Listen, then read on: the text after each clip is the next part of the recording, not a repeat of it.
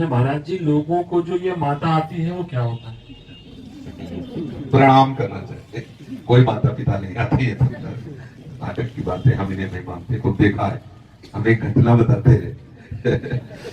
पहले सन्यास मार्ग में थे ना, तो एक फक्कड़ी स्वभाव होता है, वो कभी कभी उदय होता है। आप कभी कभी देखे वो फक्कड़ी स्वभाव, वो एकदम होता है। ये तो वैष्णव स्वभाव श्री जी की कृपा से था। ये वाला ये कभी स्वभाव नहीं रहा, रुद्र स्वभाव रहा, रुद्र उपासना, रुद्र स्वभाव। और दो चार महात्मा संग थे, तो एक गांव का आदमी जो है कुछ पेड़ वेड़ा पवाया संतों को, फिर कहा महाराज हम बहुत दुखी है। क्या? बोले हमारी पत्नी को देवी आती है और अंतरे दिन मतलब हमें बहुत परेशानी होती है, नारियल न जाने क्या क्या, और सब गाँव के लोग। अब हम क्या करें, पैर छू छू के परेशान हो, देवी जा नहीं रही। तो उनका 2-4 दिन हम यहाँ आए, तुम्हें उपाय बताएंगे, अगली बार से कभी देवी नहीं आएंगी। बोले क्या? बोले इस बांस की एक हरी छड़ी लाओ और हम उसे मंत्र से सिद्ध करते रहे, अब देवी नहीं आएगी। वो बोला भला किसान आदमी, बांस काट के हरी मोटी से एकदम, और बहुत लगती हरी है। बोले देखो, जब तक ये ना कहे कि मैं जिंदगी में नहीं आऊंगी तब तक मारना बंद मत कर दो।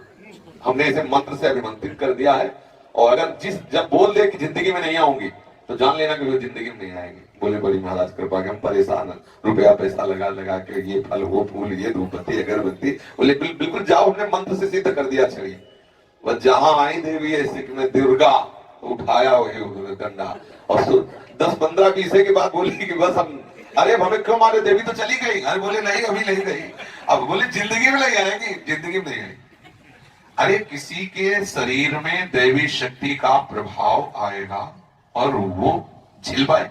आप सोचो, बिना साधना के, बिना तपस्या के, बिना भजन के थे हम इन बातों को कभी भी, किसी के ऊपर भूत आना, किसी के ऊपर हनुमान जी आना, किसी जेगिरी चरण दे हनुमंता चले सगा पाताल तुरंत। बोले इनको हनुमान जी आ गए, बड़े बड़े शुंभ निशुंभ जैसे दैत्यों को पकड़ करके केस और घसीटते हुए सी दुर्गा माँ ने उनका विनाश किया। ऐसी शक्ति तुम्हारे पास शरीर में आ जाएगी, तुम संभल पाओगे?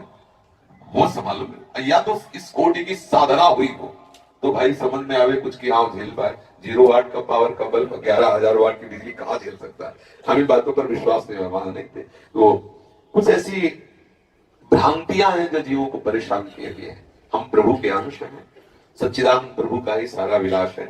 हम भगवत भजन करें तो ये सब ठीक बात हो जाएगी, नहीं तो भ्रमित होता रहता है। उनको माता जी आती हैं तो उनको भूत जी आते हैं, तो किसी को हनुमान जी आते हैं। और भैया हम आने जाने वालों से ज्यादा प्रेम करते हैं, हम तो स्थायी रहने वालों से प्रेम करते हैं। प्रियालाल के चरणारविंद का प्रेम करो और वो हृदय में आएंगे तो शीतलता आ जाएगी। ये सब ऐसा नहीं है।